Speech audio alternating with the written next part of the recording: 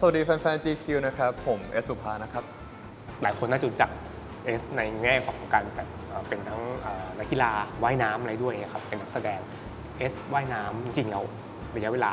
มากี่ปีแล้วครับ ตั้งแต่5 ขวบครับผมก็ประมาณ 18-19 ปีครับในช่วงเวลา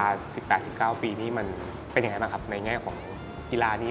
มันให้อะไรกับเราบ้างเราได้เรียนรู้อะไรจากครับผมกีฬาว่ายน้ำบ้างครับสำหรับผมกีฬาว่ายน้ำคือชีวิต 18-19 ปีมันเป็นระยะเวลาที่ยาวนานมากแล้วผมรู้สึกว่าจริงๆตั้งแต่ตอนเริ่มอะครับก็ไม่ได้คิดว่าต้องจริงจังหรือต้องเป็นนักกีฬาทีมชาติต้องไปแข่งแมตช์ระดับโลกอะไรเงี้ยคือผมรู้สึกว่าเป้าหมายมันมาตามระยะเวลาตามการทุ่มเทตามโกของแต่ละสเต็ปของการเป็นนักกีฬาจริงๆว่ายน้ำให้โอกาสกับผมให้ personality ให้ตัวตนแล้วกันผมรู้สึกว่าการเป็นนักกีฬามันต้องมีวินัยต้องมีจิตใจที่เข้มแข็งมากๆร่างกายที่เข้มแข็งมากๆแล้วก็ให้โอกาสเราในด้านของการได้ไป experience ในต่างประเทศการเก็บตัวฝึกซ้อมหรือว่าแม้กระทั่งการที่ได้ทุนการศึกษาก็คือตั้งแต่ผมเป็นนักกีฬาและติดเยาวชนอะไรเงี้ยตั้งแต่ประมาณป .6 จนถึงขึ้นมาจนถึงจบมหาลัยผมก็ได้ทุนมาตลอดครับใช่ก็ผมรู้สึกว่าก็เป็นอีกหนึ่งสิ่งที่ครอบครัวผมภูมิใจก็เราสามารถแบบผมภูมิใจที่เราไม่ต้องให้พ่อแม่เรามาจ่ายค่าเทอมให้แล้วอะไรเงี้ยครับใช่แล้วก็ด้านของการเป็นนักกีฬาทีมชาติเนี่ยผมว่าเราก็ต้องมีวินัยแล้วก็มีเมนทอลที่แข็งแรงพอสมควรครับแสดงว่ามันก็เป็นกีฬาที่ให้อะไรกับคุณหลายอย่างให้เยอะมากครับผมใช่แต่ว่าในทางกลับกันเนี่ยก็เสียชีวิตวัยรุ่นไปเราไม่ได้แบบว่าเที่ยวเล่นเหมือนคนอื่นเราแบบว่าเลิกเรียนแล้วเราก็ต้องแบบตรงไปสระว่ายน้ำเลยแล้วก็เสาร์อาทิตย์เราก็ต้องแบบซ้อมวันเสาร์เสร็จปุ๊บแล้วก็พักผ่อนมันเป็นช่วงเวลาแค่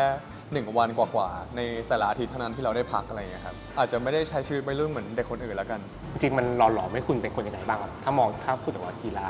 ว่ายน้ำเนี่ยครับจริงๆถ้าหล่อหลอมให้เป็นคนยังไงอาจจะต้องบอกว่าต้องมองย้อนกลับไปเพราะว่าผมตอนนี้กับผมตอนที่เป็นนักกีฬาผมบอกเลยว่าค่อนข้างต่างกันมากคือเมื่อก่อนผมจะโฟกัสไปที่ว่ายน้ำแบบ100%เลยผมจะรู้สึกว่าอะไรที่ไม่เกี่ยวกับการว่ายน้ำผมจะรู้สึกว่ามันไม่ใช่ priority แม้กระทั่งการเรียนก็ตามเพราะผมรู้สึกว่าการที่เราต้องไปเรียนมันรบกวนเวลาพักผ่อนเราคือมันจะมีช่วงที่ผมต้องเก็บตัวฝึกซ้อมหนักมากๆแล้วมันเหนื่อยมากๆแล้วแบบว่าสมมติว่าผมตื่น4:30ลงน้ำตอน5:15ซ้อมเสร็จ7:30ผมต้องรีบนั่งแกร็บไปมหาลัยแล้วต้องเรียนคลาสเช้าคลาสบ่ายแล้วพอคลาสบ่ายเลิกเรียน4 โมงผมต้องออกจากจุฬามากรุงเทพกีฬาให้ทันภายใน1 ชั่วโมงเพื่อมาลงน้ำซ้อมให้ทันเพื่อนๆตอนเย็นอะไรเงี้ยมันจะเป็นลูปที่แบบผมรู้สึกว่ามันเหนื่อยมากเพราะว่าเราต้องว่ายน้ำไปด้วยแล้วเรียนไปด้วย แต่ว่าตอนนั้นผมก็วิลลิ่งที่จะทำเพราะผมรู้สึกว่าเราทิ้งอะไรไปไม่ได้สักอย่างเลยแต่ในทางกลับกันก็คือมันเป็นช่วงที่เหนื่อยมากเพราะว่าตอนนั้นผมจำได้มันคือช่วงปี 1แล้วผมติดซีเกมปีแรกมันเป็นอะไรที่ใหม่สำหรับผมมากๆผมจำได้เลยคือเข้าไปเริ่มเรียน2 อาทิตย์มีเริ่มสอบครั้งแรกแล้วอะไรเงี้ย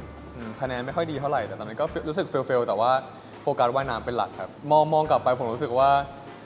เรา hard working มาก passionate มี passion มีไฟเยอะมากกับการว่ายน้ำเราแทบไม่สนใจอะไรเลยจนกระทั่งเหมือนแบบว่าพอช่วงโควิดครับก็ได้ลองไปแคสซีรีส์ดูอะไรเงี้ยเพราะว่าเป็นช่วงที่ล็อกดาวน์แล้วเราซ้อมไม่ได้แล้วก็เข้าไปคุยกับโค้ชว่ามีอันนี้ติดต่อมานะแบบผมไปได้ไหมอะไรเงี้ยจนโค้ชก็เข้าใจเรามากดีมากครับก็เลยได้ไปแคสซีรีส์เรื่องแรกตอนนั้นก็เลยได้เข้ามาวงการบันเทิงพอได้เข้ามาเล่นซีรีส์เรื่องแรกเนี่ยผมรู้สึกว่าเหมือนมันเปิดมุมมองให้เราว่าโหชีวิตนอกสระว่ายน้ำมันเป็นแบบนี้แล้วผมรู้สึกว่าเหมือนเราได้ใช้ชีวิตเยอะขึ้นนะครับก็จริงๆมันก็เลยรู้สึกสนุกช่วงแรกรู้สึกสนุกมากกับการที่เราสามารถจากโก้ทั้งว่ายน้ำทั้งวงการบันเทิงได้ครับแสดงว่าจริงๆแล้วเหมือนกีฬาว่ายน้ำนี่มันก็อยู่กับคุณมาเรียกว่าเกือบทั้งชีวิตใช่ไหมถูกต้องครับทั้งชีวิตผมคือเป็นเรื่องที่ผมเก่งเรื่องเดียวเลยก็ว่าได้ใช่ก็คือแบบเหมือนจริงๆผมมีความรู้สึกเฟลนิดนึงที่พอเหมือนเรามาทำวงการบันเทิงใช่ไหมแล้วเราก็มีคนมาถามว่าเอสมีความสามารถอะไรบ้างอะไรเงี้ยนอกจากว่ายน้ำนะผมก็บอกว่าผมไม่มีใช่ผมรู้สึกเฟลตรงนั้นนิดนึงว่าที่ผ่านมาเราใช้เวลาเยอะมากไปกับการว่ายน้ำอะไรเงี้ยซึ่งนะตอนที่เราเป็นนักกีฬาเรารู้สึกว่าเราวิลลิ่งที่จะทำมันเพราะว่ามันแบบทุกคนทำเหมือนกันหมดแต่ว่าไม่ใช่ทุกคนที่จะแบบบรรลุเป้าหมายที่อยากได้อะไรเงี้ย ใช่แต่ก็ตอนนั้นก็คือเหมือนมันก็เปลี่ยนมุมมองอะไรหลาย ๆ อย่างในชีวิตเราเหมือนกันครับ จริงถ้าเหมือนย้อนกลับไปตั้งแต่ช่วงวัยเด็กตั้งแต่คุณเริ่มว่ายน้ำจนก้าวไปสู่ติดทีมชาติครับ ครับ มันมีสิ่งโมเมนต์ไหนที่คุณคิดถึงมากที่สุดไหมครับใน โมเมนต์ ช่ว ที่ งเว คิด ลา ถึงนะครับจริง ๆ ผมรู้สึกว่ามันก็มีโมเมนต์ดีๆหลายโมเมนต์นะครับผมอย่างตอนที่ผมไปแข่งอายุ 13 ที่สิงคโปร์แข่ง CH ก็คือชิงแชมป์เอเชียตะวันออกเฉียงใต้ เป็นครั้งแรกที่เหมือนมีปลัดของว่ายน้ำเขามาดูแล้วเขาบอกว่าวันนี้ถ้าใครได้เหรียญทองเขาให้เงินสดเลย 30,000 แล้ววันนั้นอ่ะผมไม่รู้นะผมอยู่ในสระกำลังจะแข่งอ่ะผมแตะเข้ามาได้เหรียญทองพอดี แล้วเขาก็เอาเงินเป็นแบบปึกอะมาให้ผมตรงนั้นเด็ก 13อ่ะผมได้เงินมา 30,000 ผมดีใจมากผมถามว่าแล้วเขาก็ถ่ายรูปเลยผมถามว่าอันนี้ผมต้องคืนไหมครับคืออันนี้คือได้จริงๆไหมครับอะไรเงี้ยบอกได้จริงเขาให้เลยอะไรเงี้ยก็เป็นเงินรางวัลแรกในชีวิตที่ผมรู้สึกว่าเฮ้ยเราว่ายน้ำแล้วเราได้เงินแล้วแบบผมก็พอผมได้เงินมาปุ๊บผมรีบวิ่งไปหาแม่เลยบอกว่าได้เงินรางวัลด้วยอะไรเงี้ยอันนั้นคือเป็นโมเมนต์ที่ผมรู้สึกว่าตื่นเต้นมากในฐานะแบบเด็กที่แบบเป็นนักกีฬาว่ายน้ำคนหนึ่งอะไรเงี้ย และอีกโมเมนต์หนึ่งก็คือโมเมนต์ที่ผมได้ไปแข่งกีฬาแห่งชาติ แล้วผมก็แบบทำลายสถิติ แล้วก็ได้เหรียญทองเยอะมากปีศรีสะเกษอะไรเงี้ยครับใช่แล้วก็มีได้ไปแข่งชิงแชมป์โลกที่UAE ครับอาบูดาบีก็เป็นสเตจที่ใหญ่ที่สุดในชีวิตผมครับใช่แต่ว่าถ้าคิดถึง in general ผมรู้สึกคิดถึงความสนุกแล้วกันความสนุกในการว่ายน้ำคือเมื่อก่อนจะรู้สึกสนุกที่ได้ลงน้ำแบบอากาศเย็น ได้ว่ายในน้ำเย็นอะไรเงี้ยจะรู้สึกสนุกกับการว่ายน้ำครับ เป็นความสนุกที่เราได้ว่ายน้ำใช่ไหม เป็นความรู้สึกที่ เราอาจจะไม่รู้สึกแล้ว ใช่แต่ว่าคิดถึง ถ้าเกิดย้อนกลับไปก็จะคิดถึงความสนุกที่เราได้ลงน้ ใช่ ำได้ว่ายน้ำใช่ไหมครับอ๋อแต่จริงๆมันก็อาจจะเป็นกีฬาที่ต้องอยู่กับตัวเอง สุดๆครับ มากๆใช่ไหมแล้วถ้ามันมีช่วงเวลาที่คุณอาจรู้สึกว่าเอ้ยเบื่อวันนี้ไม่อยากว่ายน้ำเบิร์นเอาท์อะไรบางอย่าง เราจัดการยังไงบ้างครับ จริงๆ การเบิร์นเอาท์เป็นเรื่องปกติมากที่นักกีฬาในระดับ competitive level ครับ ต้องเจอ ผมก็เคยเจอ แล้วผมรู้สึกว่ามัน struggle ค่อนข้างเยอะ เพราะว่ากีฬาว่ายน้ำมันเป็นกีฬาที่แบบเราลงน้ำอ่ะซ้อมอาทิตย์หนึ่งสมมติเราซ้อม9เซสชั่นเราอยู่กับตัวเองไปแล้วแบบ20 ชั่วโมงอย่างเงี้ย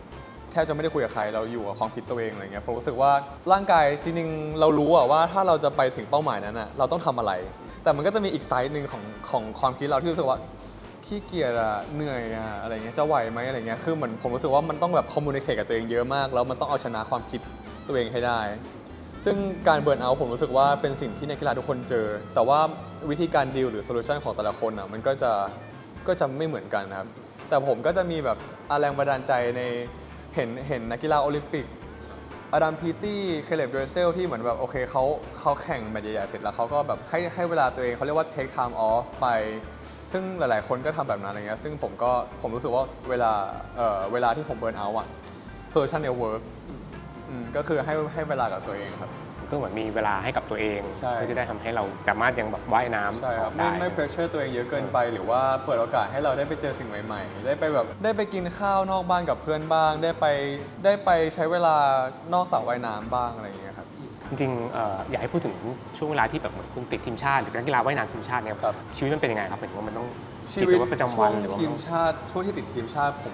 ผมติดทีมชาติชุดใหญ่คือจริงๆผมติดเยาวชนมาตั้งแต่ตอนอายุประมาณ 12 ครับ แต่ว่าก็จะไม่นับเป็นทีมชาติชุดใหญ่ ทีมชาติชุดใหญ่คือการแข่งที่แบบไม่กำหนดอายุ ก็คือทุกอายุอะแข่งรวมกันหมดสำหรับผมอะก็คือผมติดตอนอายุ 18 ซึ่งมันเป็นปีที่ผมเข้าจุฬาปี1พอดี คือเหมือนแบบ everything start พร้อมกันแล้วปีนั้นอะผมค่อนข้าง struggle อย่างที่ได้บอกไปตอนแรกใช่ไหมครับแต่ว่าถ้าถามว่าเป็นยังไงผมรู้สึกว่าเป็นช่วงที่เหนื่อยมากเลยล่ะแต่ว่าเป็นช่วงที่ผมมองกลับไปแล้วผมรู้สึกว่าผมภูมิใจในตัวเองที่ผมผ่านช่วงนั้นมาได้ แล้วก็รู้สึกว่าเรา hard work มากมีแบบ hardship เยอะมากแบบในช่วงที่เป็นนักกีฬาไม่ว่าจะการเรียนอาจจะประมาณ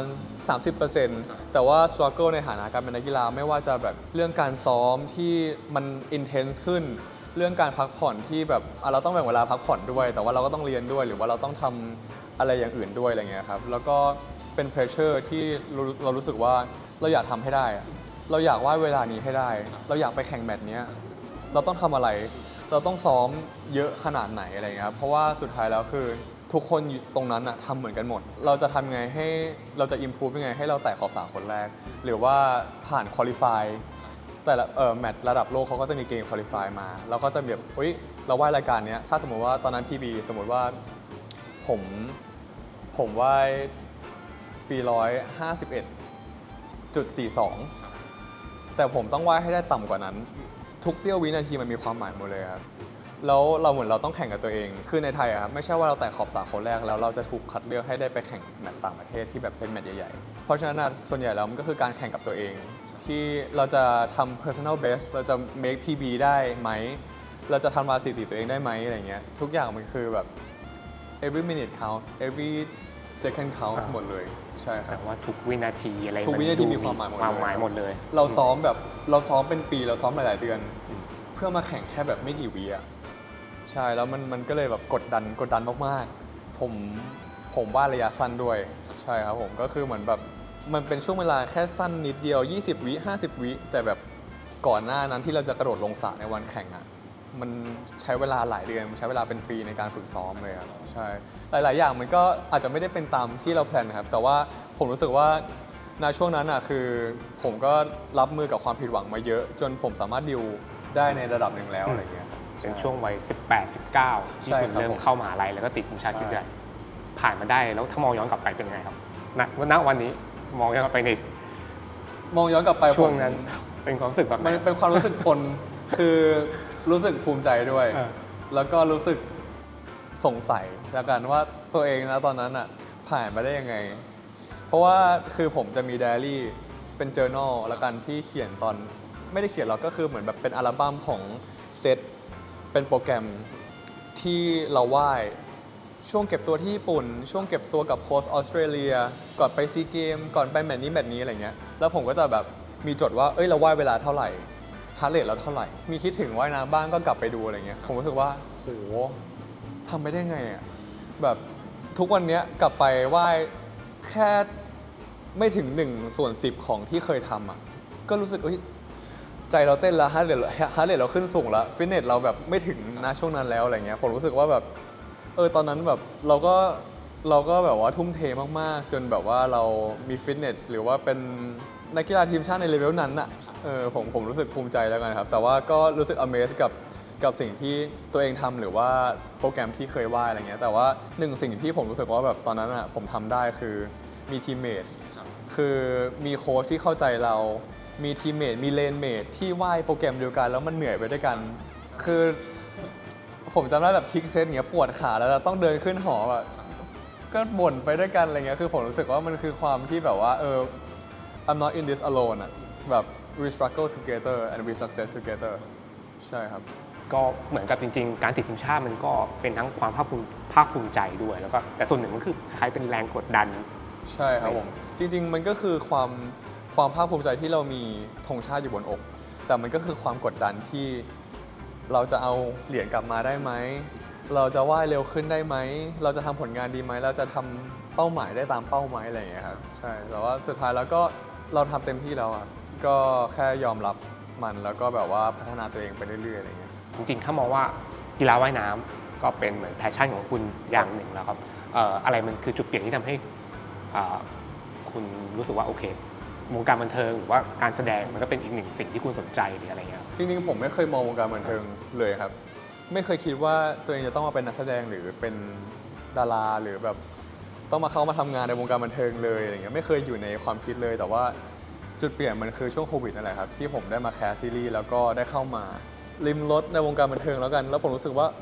มันสนุกดีแล้วก็เหมือนผมรู้สึกว่าคนรักเราในแบบที่เราเป็น แล้วผมรู้สึกว่ามันเป็นความรักที่เราคนละแบบกับการเป็นนักกีฬาแล้วคนเห็นเราในเวอร์ชันนักกีฬาครับซึ่งผมรู้สึกว่าผมชอบในมุมนี้อะไรเงี้ยแล้วผมรู้สึกว่าจุดเปลี่ยนของการที่ผมเป็นมาทางเนี้ยคือผมรู้สึกว่าณวันหนึ่งนะไม่ว่าเราจะเก่งแค่ไหน เราเคยเห็นตัวอย่างของนักกีฬาว่ายน้ำแล้วอะไรเงี้ยคือต้องยอมรับว่าในไทยอ่ะกีฬาว่ายน้ำเป็นกีฬาอาชีพไม่ได้ ไม่ใช่กีฬาที่ป๊อปปูล่าเหมือนกีฬาอื่นๆ ที่เราสามารถดู for a living อ่ะคือทำเพื่อเป็น turn pro หรือว่าอะไรอย่างเงี้ยคือจุดหนึ่งอ่ะเราก็ต้องไปทำอาชีพอื่นอยู่ดีอะไรเงี้ยซึ่งผมรู้สึกว่าโอเคเราก็คุยกับตัวเองว่าเราจะทำไปถึงจุดไหน เราถึงจะไม่รู้สึกว่าเราเสียเวลา 18 ปีที่ผ่านมาเราจะรู้สึกว่าโอเคอันเนี้ยคุ้มค่ากับเวลาที่เราทำมาแล้วอะผมก็คุยกับตัวเองว่าโอเคจนถึงแมตช์นี้นะ แล้วพอตอนแรกอะมันยากมาก เพราะว่ากว่าผมจะคุยกับคนในครอบครัวก็จะคุยกับแม่ คือพอไม่เคยคิดเรื่องวงการบันเทิงอะครับมันก็จะมีความคิดที่ว่าหรอ หรือมันก็จะมีความคิดที่รู้สึกว่าอย่าเลยจะดีไหมอะไรเงี้ยหรือว่าจะไปได้ไกลไหมอะไรเงี้ยครับจะมั่นคงไหมอะไรเงี้ยคือมันมีความคิดเข้ามาเยอะมาก แต่ว่าผมรู้สึกว่าโอเค เรื่องนั้นอ่ะปล่อยให้เป็นเรื่องของอนาคต เราไม่รู้หรอกว่าอนาคตเราจะเป็นยังไง แต่เราแบบไม่ปิดกั้นโอกาสตัวเอง เพราะโอกาสมันอยู่ตรงหน้าแล้วณวันนั้นที่เราต้องตัดสินใจอะไรเงี้ยครับแต่ว่าเรื่องว่ายน้ำอ่ะคือผมค่อนข้างมั่นใจในการตัดสินใจของตัวเองณจุดที่เราเข้าใจชีวิตแล้ว เข้าใจว่าเอ้ยเราใกล้เรียนจบแล้ว เราพยายามเต็มที่แล้วมันได้ถึงจุดไหนโพสิชันของการว่ายน้ำของไทยถ้าเทียบกับระดับโลกเป็นยังไงอะไรเงี้ยคือผมแบบเข้าใจอย่างถ่องแท้แล้วอะผมคุยกับตัวเองจนผมรู้สึกว่าโอเคแบบเนี้ยแมตช์สุดท้ายละแขวนหมวกแขวนแว่นละแล้วก็มาตั้งใจฝั่งแสดงอะครับใช่ก็แต่จริงๆเรื่องฝั่งวงการบันเทิงผมก็ไม่ได้คิดว่าเราต้องจริงจังหรือเราจะต้องเป็นแบบดังหรืออะไรขนาดนั้นคือผมรู้สึกว่าปล่อยให้มันเป็นเรื่องของอนาคตแล้วการให้เวลามันตอบเราแล้วกันว่าเราเหมาะที่จะทำตรงนี้จริงไหมเพราะว่าสุดท้ายแล้ววงการบันเทิงมันเป็นสิ่งที่ใหม่สำหรับผมมากๆคือผมกล้าพูดเลยว่าผมไม่เก่งอะไรสักอย่างหนึ่งเลยในวงการนี้ผมต้องเริ่มจากศูนย์ไม่ว่าจะเป็นเรื่องของแสดงร้องเพลงเต้นหรือการเจอผู้คนการคุยกับคนที่เราไม่รู้จักอ่ะคือผมรู้สึกว่ามันเป็นเรื่องใหม่สำหรับผมหมดเลยแล้วผมก็ต้องนับหนึ่งใหม่หมดเลยอะไรเงี้ยมันไม่ใช่แบบคือชอบมีคนถามผมว่าว่ายน้ำหรือเป็นนักแสดงยากกว่าคือผมบอกเลยว่ามันยากคนละแบบคือว่ายน้ำมันเป็นสิ่งที่เราฝึกมาตั้งแต่เด็กอ่ะเราฝึกจนเก่งแล้วอ่ะแต่มันมีคนที่เก่งกว่าเราอ่ะเราจะทำให้ตัวเองเก่งขึ้นได้ยังไงแต่อันเนี้ยมันคือเราไม่เก่งเลยแล้วเริ่มนับหนึ่งใหม่เหมือนตอนที่เราเป็นเด็กอ่ะแต่เราเพิ่งมาเริ่มนะวันที่เราอายุเยอะแล้วอย่างเงี้ยผมก็รู้สึกว่ามันต่างกันนะครับใช่แต่ว่าก็อันนั้นก็คือจุดเปลี่ยนที่มันก็เป็น turning point อีก turning point หนึ่งที่ค่อนข้างใหญ่ในชีวิตครับแสดงว่าคุณคิดมาดีแล้วว่าโอเคเราจะว่ายน้ำถึงจุดหนึ่งก็ใช่ครับรายการสุดท้ายนี่คือรายการ เอเชียนเกมครับที่หางโจวครับ2023นั่นก็คือเป็นรายการสุดท้ายที่คุณใช่ครับเป็นปีที่ผมรับปริญญาด้วยใช่ก็คือผมมาเรียนจบธันวา2022แล้วก็มีเวลาอีกประมาณเกือบ8-9 เดือนนะครับในการที่ซ้อมแล้วก็ไปแข่งเอเชียนเกมแมตช์สุดท้ายก็ทุกอย่างก็ผ่านกระบวนการคิดมาอย่างดีแล้วครับเพราะว่าจริงๆผมเป็นคนที่เป็นคนชอบแพลนเส้นทางตัวเองครับผมเป็นคนมีแพลน A แพลน B ชอบคิดเผื่อเพราะว่าชอบความมั่นคงความ stable ครับอะไรที่ดูไม่แน่นอนนี่ไม่พยายามจะหลีกเลี่ยงอะไรที่ดูไม่แน่นอนอาจจะลองเสี่ยงดูแต่ว่าต้องมีแพลน B ครับพอได้เข้ามาในวงการบันเทิงแล้วครับคิดยังไงกับอาชีพนักแสดงเป็นอาชีพที่ดูเหมือนง่ายแต่จริงๆแล้วไม่ง่ายครับคือเหมือนมันความยากมีหลายอย่างครับคือผมรู้สึกว่าโอเคสกิลที่เห็นคนอื่นเห็นชัดๆก็คือเรื่องของการแสดงที่แบบว่าโอเคเราอาจจะ improve ได้ตามประสบการณ์ตามระยะเวลาหรือว่าความเหมาะสมของบทบาทอะไรเงี้ยครับใช่แล้วก็เรื่องของการพูดทักษะในการ communicate ออกไปเนาะแล้วก็ผมรู้สึกว่าที่สำคัญที่สุดคือความเป็นตัวตนคือผมรู้สึกว่าคนจะชอบเราหรือไม่ชอบเรามันก็อยู่ที่ทัศนคติหรือตัวตนของเราด้วยอะไรอย่างเงี้ยครับแล้วก็ผมรู้สึกว่ามันก็ไม่ง่ายอ่ะใช่แล้วก็บางอย่างผมรู้สึกว่ามันขึ้นอยู่กับ position ของตัวเองด้วยก่อนที่จะมา GMM อะครับผมก็เคยอยู่ในเอเจนซี่มาหรือว่าเคยอยู่แบบอิสระมาอะไรเงี้ยคือผมรู้สึกว่ามันก็เป็นช่วงเวลาเป็นจังหวะของชีวิตเหมือนกันอะไรเงี้ยครับไม่ใช่ว่าคนที่หน้าตาดีหรือคนที่เก่งแล้วจะมีคนชอบอะไรเงี้ยคือผมรู้สึกว่ามันก็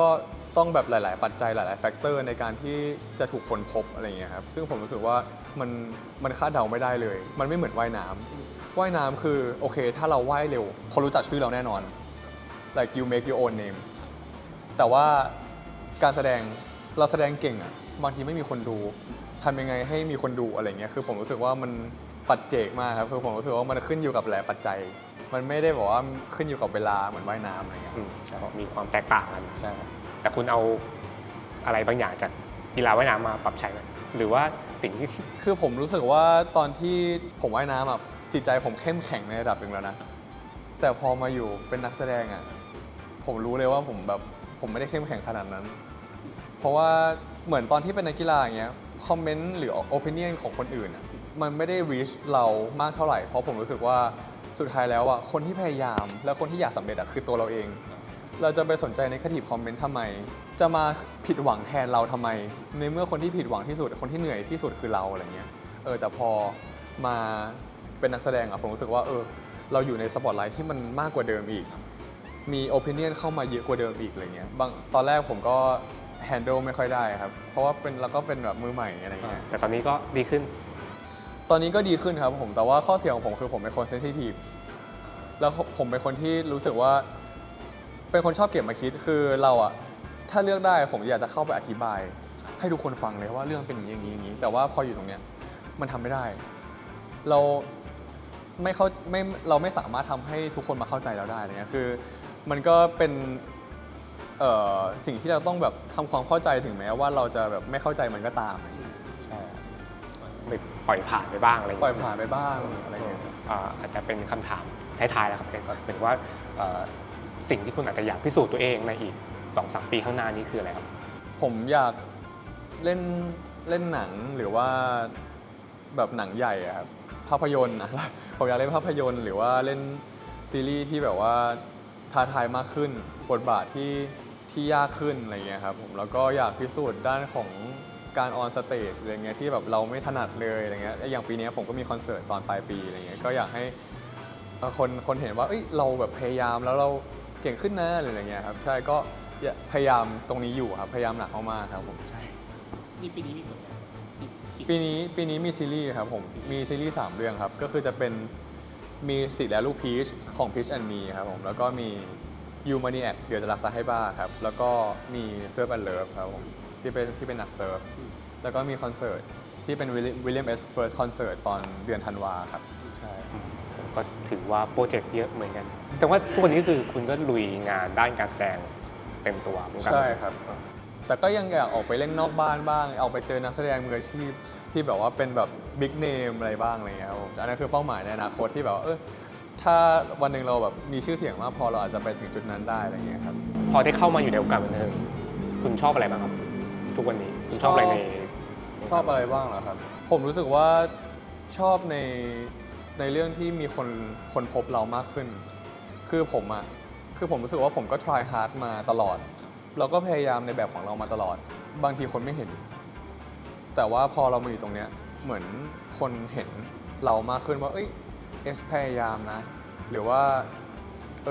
เรา try hard มานะอะไรเงี้ยเส้นทางเราไม่ได้ง่ายนะอะไรเงี้ยคือผมรู้สึกว่าตรงเนี้ยมันทำให้เราอะไปต่อได้มันเป็นกำลังใจที่เรารู้สึกว่า